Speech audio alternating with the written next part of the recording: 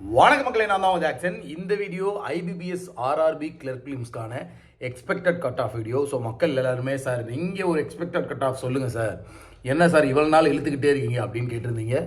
So இந்த video அதுக்கான video தான். அதுக்கு முன்னாடி உங்களுக்கு நம்ம ராயல் பாஸ் தேவை, நீங்கள் bank exam, films exam, mains exam, insurance எக்ஸாம்லாம் ப்ரிப்பேர் பண்ணுறீங்கன்னா அதுக்கான A to Z video course, PDF course, mark test, உங்களை கைட் பண்ணுறதுக்கான ஸ்டடி பிளானர், இது எல்லாமே இந்த ராயல் பாஸ்க்குள்ளே அவைலபிளாக இருக்குது. 789க்கு ஆஃபர் போட்டிருக்கோம். நாளையோ இந்த ஆஃபரை முடிக்கிறோம். ஸோ பர்ச்சேஸ் பண்ணிக்கோங்க. பர்ச்சேஸ் பண்ணுற லிங்க் டிஸ்கிரிப்ஷனில் இருக்குது.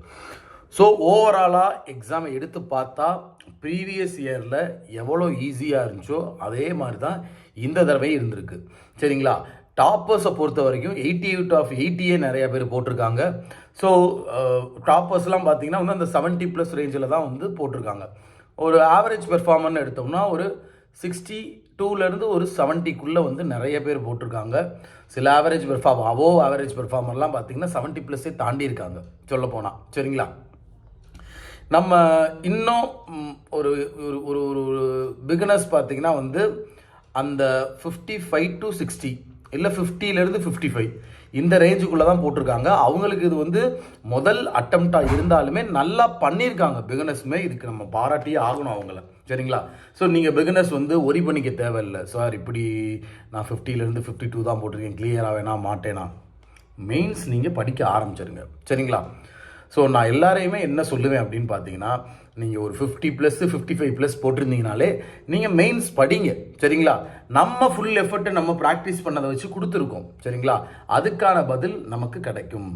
ஸோ நம்ம கட் ஆஃபை பொறுத்த வரைக்கும், ஆர்ஆர்பி கிளர்க் பிலிம்ஸ் கட் ஆஃபை பொறுத்த வரைக்கும் அவங்க பார்த்தீங்கன்னா வந்து அந்த difficulty level of exam level எப்படி இருந்துச்சு, அடுத்து பார்த்தீங்கன்னா வந்து ஓவரால் வேக்கன்சி, அடுத்து பார்த்தீங்கன்னா வந்து நார்மலைசேஷன், அப்புறம் பார்த்தீங்கன்னா எவ்வளோ பேர் அப்பியர் ஆகியிருக்காங்க, இதெல்லாம் பொறுத்து தான் வந்து கட் ஆஃப் வந்து ஃபிக்ஸ் பண்ண போகிறாங்க.